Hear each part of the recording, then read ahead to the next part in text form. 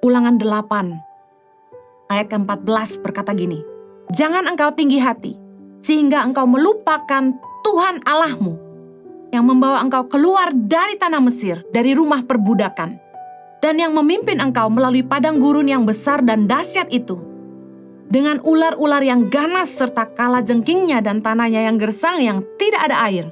Dia yang membuat air keluar bagimu dari gunung batu yang keras, dan yang di padang gurun memberi engkau makan mana yang tidak dikenal oleh nenek moyangmu, supaya direndahkannya hatimu dan dicobainya engkau hanya untuk berbuat baik kepadamu akhirnya."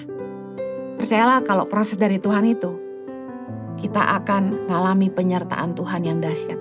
Kita akan menemukan banyak mujizat. Tuhan hanya ingin kita belajar rendah hati. Percayalah, Dia menghajar kita bukan untuk mencelakakan kita, tapi untuk mendatangkan kebaikan dalam hidup kita. Kadang-kadang orang tuh ketika diberkati luar biasa, mereka lupa sama Tuhan. Orang kalau lagi susah, doa aja beda. Ya gak sih? Doa tuh lebih sungguh-sungguh, lebih kusyuk, berlutut, tengkurap gitu ya. Tapi kalau keadaan tuh baik-baik, harta melimpah, istri manis, suami sayang, anak pinter, semua baik, duit cukup gitu ya. Pasti deh, kadang tuh sama Tuhan aja lupa. Mari kita rendahkan hati kita di bawah tangan Tuhan yang kuat. Dialah yang sanggup memulihkan hidup kita. Kalau kita diberkati, firman Tuhan katakan dalam Ulangan 8 ayat 17, "Maka janganlah kau katakan dalam hatimu, kekuasaanku dan kekuatan tanganku lah yang membuat aku memperoleh kekayaan ini.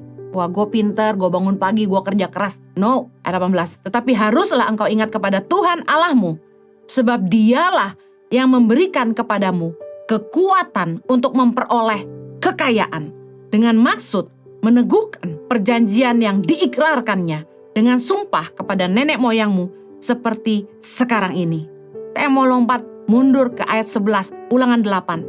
"Hati-hatilah supaya jangan engkau melupakan Tuhan Allahmu dengan tidak berpegang pada perintah, peraturan, dan ketetapannya yang kusampaikan kepadamu pada hari ini." Nah, orang biasanya ketika mereka mulai kuat, mulai jaya, ternama, punya jabatan, kaya, harta melimpah, mereka mulai melupakan Tuhan yang telah memberikan kekuatan kepada mereka untuk memperoleh kekayaan. Mulai melupakan Tuhan tuh begini, mulai gak berpegang pada perintah-perintahnya, mulai merupakan firman-Nya, merupakan kebenarannya, mulai gak cari Tuhan, mulai hitung-hitungan.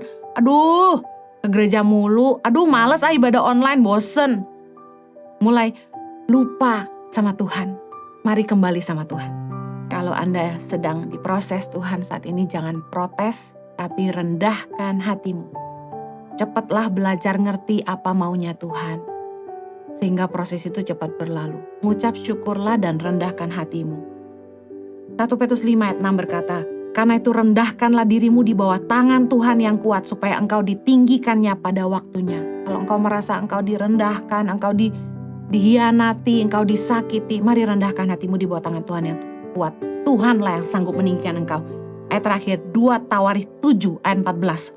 "Dan umatku yang di atasnya namaku disebut, merendahkan diri, berdoa dan mencari wajahku, lalu berbalik dari jalan-jalannya yang jahat, maka aku akan mendengar dari sorga dan mengampuni dosa mereka, serta memulihkan negeri mereka." Mari datang sama Tuhan, merendahkan diri, berdoa, cari wajah Tuhan sungguh-sungguh, dan mari berbalik dari jalan-jalan kita yang jahat, supaya Tuhan mendengar kita dan mengampuni dosa-dosa kita dan memulihkan hidup kita. Saya berdoa setiap Anda diberkati dengan firman Tuhan disampaikan. Mari bangkit, mari datang kepada Tuhan yang sangat setia dalam hidup kita. Tuhan berkati. Impact Community Indonesia telah mengadakan 3 kali ibadah setiap hari Minggu. Pukul 9 waktu Indonesia Barat, pukul 11 waktu Indonesia Barat, dan pukul 13 waktu Indonesia Barat. Ketiga ibadah disertai ibadah anak dan remaja yang dilanjutkan dengan ibadah Impact Youth setiap minggu pukul 15 waktu Indonesia Barat di MOI, Mall of Indonesia Kelapa Gading lantai P3,